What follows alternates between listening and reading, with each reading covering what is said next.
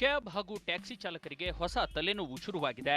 Bengaluru railway ನಿಲ್ದಾಣದಲ್ಲಿ ಹೆಚ್ಚುವರಿಯಾಗಿ ವಾಹನ ನಿಲುಗಡೆ ಶುಲ್ಕ ವಸೂಲಿ ಮಾಡಲಾಗ್ತಿದೆ ಅಂತ ಕ್ಯಾಬ್ ಚಾಲಕರ ಸಂಘ ಆರೋಪಿಸಿದೆ. ನಿಗದಿತ ಶುಲ್ಕಕ್ಕಿಂತ ಹೆಚ್ಚುವರಿ ಹಣವನ್ನ ಕ್ಯಾಬ್ ಚಾಲಕರಿಗೆ ವಿಧಿಸಲಾಗ್ತಿದೆಯಂತೆ. ತೆಗೆದುಕೊಳ್ತಿರೋ ಹೆಚ್ಚುವರಿ ಹಣಕ್ಕೆ ರಸೀದಿಯನ್ನು ಕೂಡ ನೀಡ್ತಿಲ್ಲ ಅನ್ನೋದು ಇವರ ಅಳಲು. ₹300 ಎಕ್ಸ್ಟ್ರಾ ಹಣಕ್ಕೆ ಅವ್ರು ಏನು ತಗೊಳ್ತಾರೋ, ಪೊಲೀಸ್ನವ್ರು ತಗೊಳ್ಳೋದು ಅಥವಾ ಪಾರ್ಕಿಂಗ್ನವ್ರು ತಗೊಳ್ತಾರೋ, ಯಾರು ತಗೊಳ್ತಾರೋ ಅದಕ್ಕೆ ಯಾವುದೇ ರಿಸಿಪ್ಟ್ ಕೊಡಲ್ಲ. ಇದರಿಂದ ಆಗ್ಬಿಟ್ಟು ಈ ₹300 ನಾವು ಮಾಲೀಕರು ಅದರಿಂದ ನಾವು ಚಾರ್ಜ್ ಮಾಡೋಕ್ಕಾಗಲ್ಲ. ಇದು ನಮ್ಮ ಜೋಬಿಗೆ ಬೀಳುವಂಥ ಒಂದು ಎಕ್ಸ್ಟ್ರಾ ಹೊರೆ ಆಗಿಬಿಟ್ಟಿದೆ. ₹30ಯಿಂದ ₹200ವರೆಗೆ ಹೆಚ್ಚುವರಿ ಶುಲ್ಕ ವಿಧಿಸಲಾಗ್ತಿದೆ. ಬೆಂಗಳೂರಿನಲ್ಲಷ್ಟೇ ಅಲ್ಲ, ಮೈಸೂರು ಸೇರಿದಂತೆ ಹಲವು ರೈಲ್ವೆ ನಿಲ್ದಾಣಗಳಲ್ಲೂ ಇದೇ ಪರಿಸ್ಥಿತಿ ಇದೆ. ಹೆಚ್ಚುವರಿ ಹಣಕ್ಕೆ ರಸೀದಿ ಕೇಳಿದ್ರೆ ದಂಡ ಹಾಕಲಾಗ್ತಿದ್ಯಂತೆ. ಪಾರ್ಕಿಂಗ್ಗೆ ಸ್ಲಿಪ್ ಕೊಡ್ತಾರೆ, ಮೇಲೆ ಹೆಚ್ಚಿಗೆ ಕೊಡೋದಕ್ಕೆ ಸ್ಲಿಪ್ ಕೊಡಲ್ಲ ನಮಗೆ.